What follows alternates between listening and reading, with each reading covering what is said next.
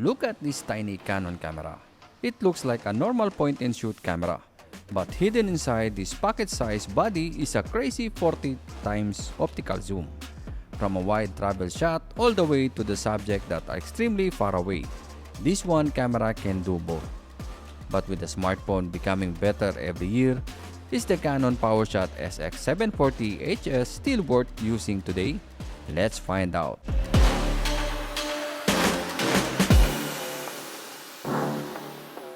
What's up guys? Welcome back to Rappi Sam Steel. Today we are checking out the Canon PowerShot SX740 HS. And this is the beautiful silver version with a brown grip. Honestly, I really like the design. It looks clean, premium, and very travel friendly. But the main reason this camera is special is not only the design, it is the massive zoom range.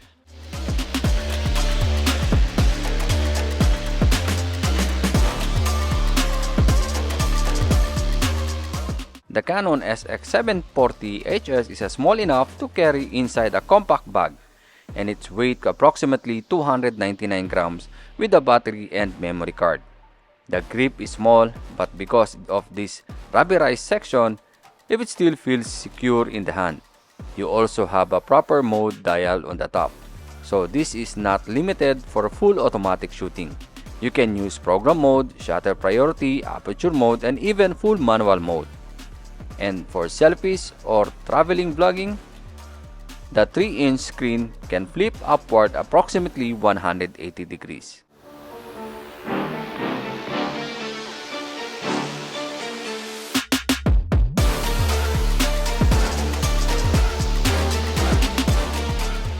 Now, let's talk about the biggest reason to buy or use this camera, the lens.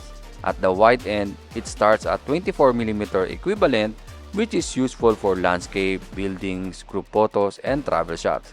But when you zoom all the way in, it reaches an incredible 960mm equivalent. That is 40 times optical zoom inside the camera that can almost fit inside your pocket.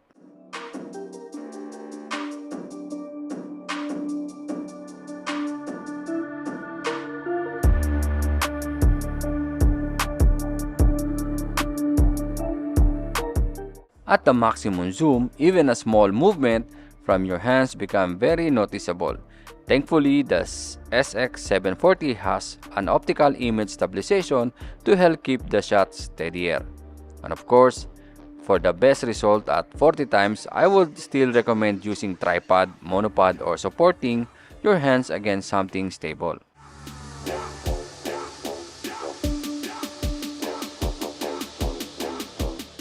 You can use it handheld, especially in the bright daylight, but proper support will give you much cleaner result.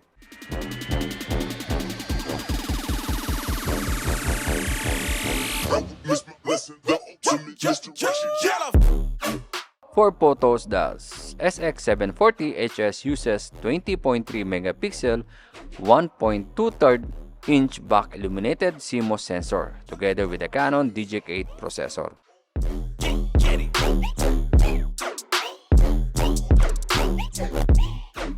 In good daylight, this camera can produce colorful and detailed images that are perfect for travel, family trips, and social medias. The advantage is convenience. You don't need to change the lens, and you don't need to carry a large camera bag. At 24mm, we can capture reasonable wide scene. This is useful when you are traveling, especially for beaches, resort, and outdoor locations.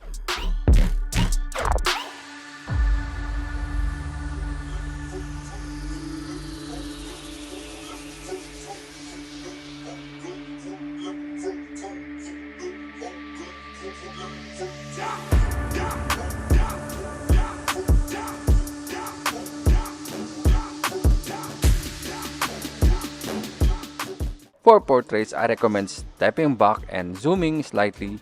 This can give subject and cleaner, more flattering perspective compared with the shooting extremely close at the widest settings.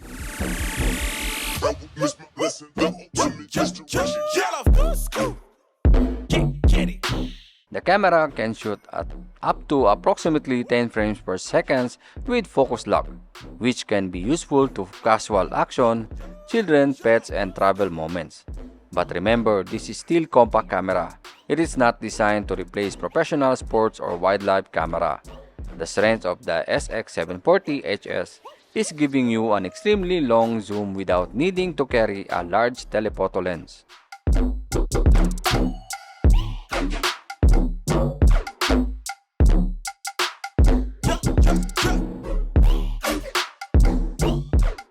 For video, the Canon SX740 HS can record in 4K at up to approximately 30 frames per second and Full HD up to approximately 60 frames per second.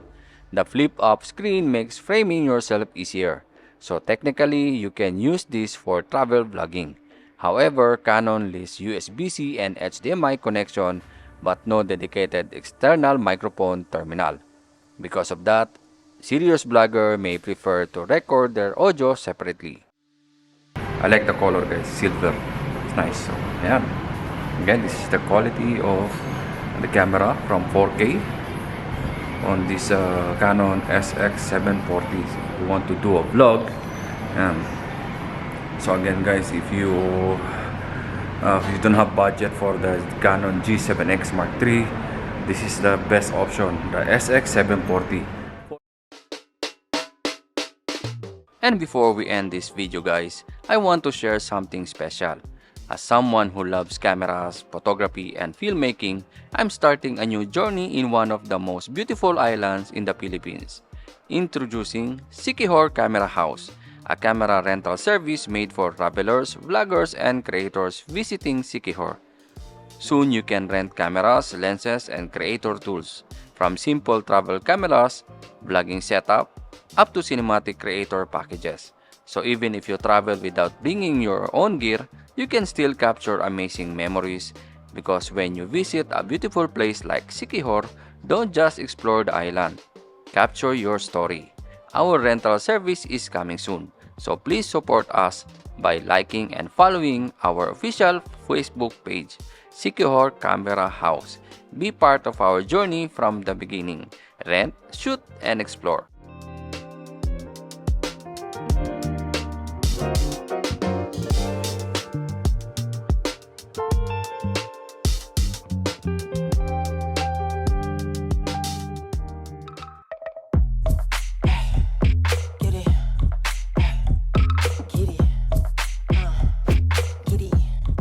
For casual clips, family videos, and travels documentation, the internal microphone can still usable, especially when you are filming somewhere quiet and staying close to the camera.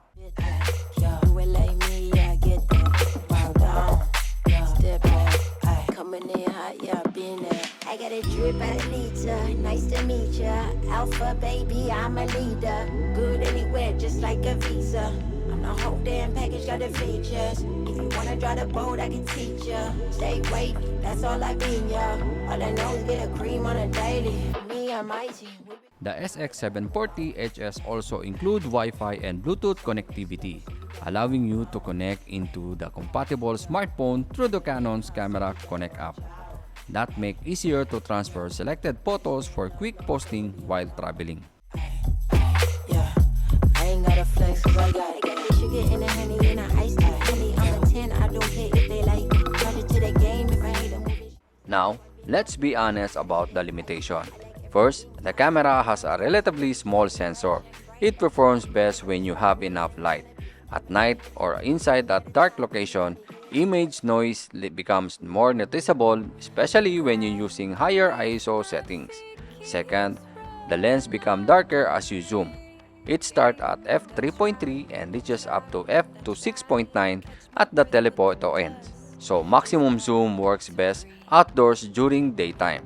Third, this is not the camera to buy when your priority is extremely blurry backgrounds, professional low light performance, or advanced cinematic video.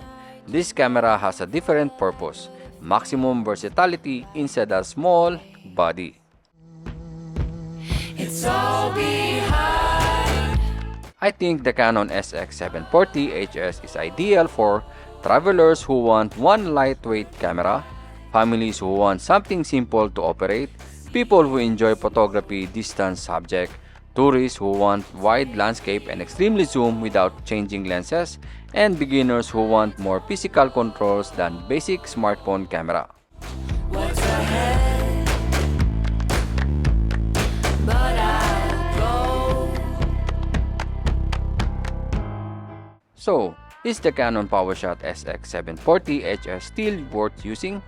For pure image quality, there are compact cameras that larger sensors, but very few cameras can give you a combination of lightweight body, 24mm wide angle and 960mm equivalent telephoto reach, 4K recording and flip-up screen. It is not trying to be a professional camera, it is trying to be a camera you can carry almost anywhere. And if you travel photography, that convenience can be more important than having the biggest sensor.